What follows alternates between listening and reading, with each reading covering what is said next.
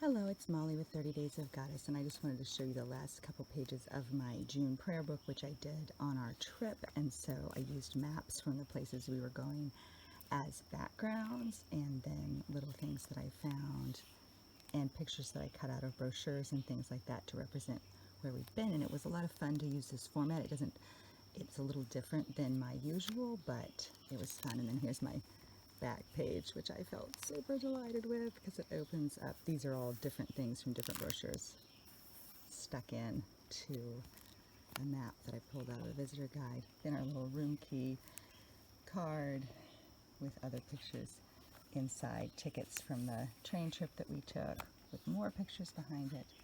Gratitude and dare to let desire be your guide.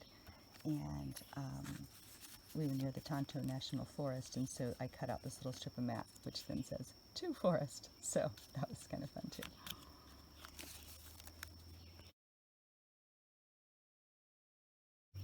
Hello, it's Molly with 30 Days of Goddess, and since we were traveling in June, at the end of June over to July, my trip entries got split over 2 books, which is okay, but I'm also kind of like, too bad. So I wanted to show you the remainder of those. This was another map from a petroglyph preserve site that we went to, and then another one with some additional pieces from there. And then we went to Red Rock State Park in Sedona, and so I kept my hang tag parking permit and stuck it into my little pocket the way I like to do.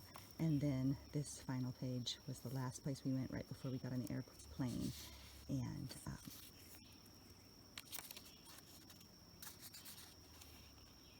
so I got it ready too. And it was a really fun way to document our trip journal, as well as keeping up with my daily prayer writing and goddess-centered practice. This trip was a little different in that we got up so early to go out and hike that I didn't do my pages often until pretty late at night when I was pretty tired, and there was a lot of times when I thought about skipping it, like, I don't have to do this. I skipped everything else that I usually do. So I skipped my yoga. I didn't do yoga a single time that we were there because I wanted to get going to have little adventures before it got too hot, and then when we get back it just wasn't the right time for me to do yoga. So I skipped out a lot of my daily practices, but I kept up my journal faithfully because I keep thinking, here we are, it's been 120 days or 140 days or whatever it's been.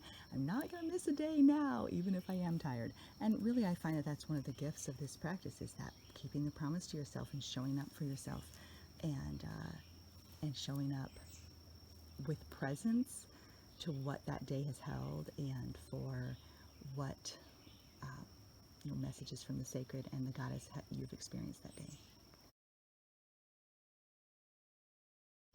It's Molly with 30 Days of Goddess, and getting home from a trip is always a challenge, and so I went ahead and decided to embrace the mess with a note from Amanda Fall at the Phoenix Soul that came in my art mail this month, and some things snipped out of the UU ad I got for their initiative, really to support the LGBTQIA community. But I went ahead and cut it out and put it in here, and then reminding myself home is amazingly ordinary, and to have gratitude for where I am, as well as my own little home ritual outline. Oops, it looks like it got stuck in the glue a little bit, but there's a tiny home ritual outline little book in there to remind me to recenter where I am. And a little note from that Chelsea, Restoring the Rowans, had sent to me at solstice time.